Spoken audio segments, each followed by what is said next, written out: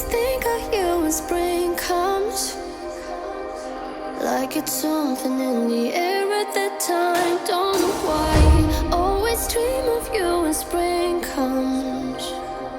It's like the heat on my skin takes me back to the time met you on a Friday, halfway out at the door of the club, playing soul on the weekends, stayed in bed till Wednesday, fell in love with you right there and then. I was young, couldn't see that. Couldn't see that.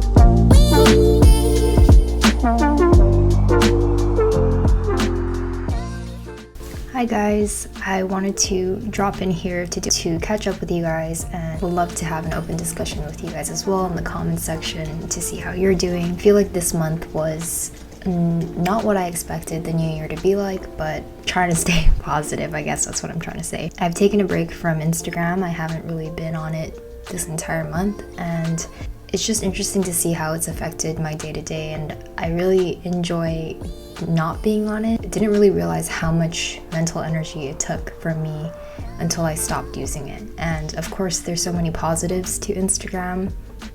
I also think it's important to give ourselves time to be present and process things that are happening in our real reality. I've been focusing more on my mental health and giving myself space to process things rather than being in that mentality of hustle culture of go, go, go, and filling my days with so many tasks and goals that I want to achieve. And there's nothing wrong with that, but I think it can be detrimental sometimes when that's all you're doing. And burnout is one of the things that I've experienced so much in the past few years. It's okay to have times where you're taking it easy, focusing on less. That's one of my things that I want to do this year, is focus on less, but do those things really well. It can also just be growth, learning, and being curious. Which, on that topic of being curious and learning, I want to thank the sponsor for this video, Skillshare. I'm super grateful for Skillshare because they've been sponsoring videos on my channel, and I really appreciate that. Skillshare is an online learning community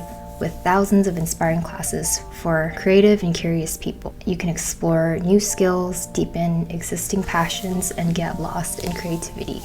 And I love how they include curious people, because that's really what it is. You can learn just about anything on there, and I love that you can find classes on illustration, UI UX design, graphic design, or photography, but also things on topics like self-care, which I'll get to in a minute. It's curated specifically for learning, meaning there are no ads, and they're always launching new premium classes, so you can stay focused and follow wherever your creativity takes you. And it's less than $10 a month with an annual subscription. The first 1,000 people to use this link in my description will get a free trial of Skillshare Premium membership. So I want to talk about this class that I'm still taking because it's a 14-day challenge or course, and the class is called Daily Art Practice for Self-Care, 14 Days of Messages to Yourself by Jessica Swift. Just a couple things that really stood out to me was this is for anybody who wants to tune into their feelings more and be able to communicate that through art or through any form of self-expression. And I just related to this a lot because she was talking about she had a hard time communicating her feelings and tuning into her feelings. But with these exercises, it really helped her to accept it, move through it, and let it go, which is something that I really am working on at the moment. The process that she talked about was really interesting, where she would just sit there and wait for things to come up and asking herself questions like, what was I keeping bottled up? And listening to a message or a phrase and making that into her art, which I thought was really cool.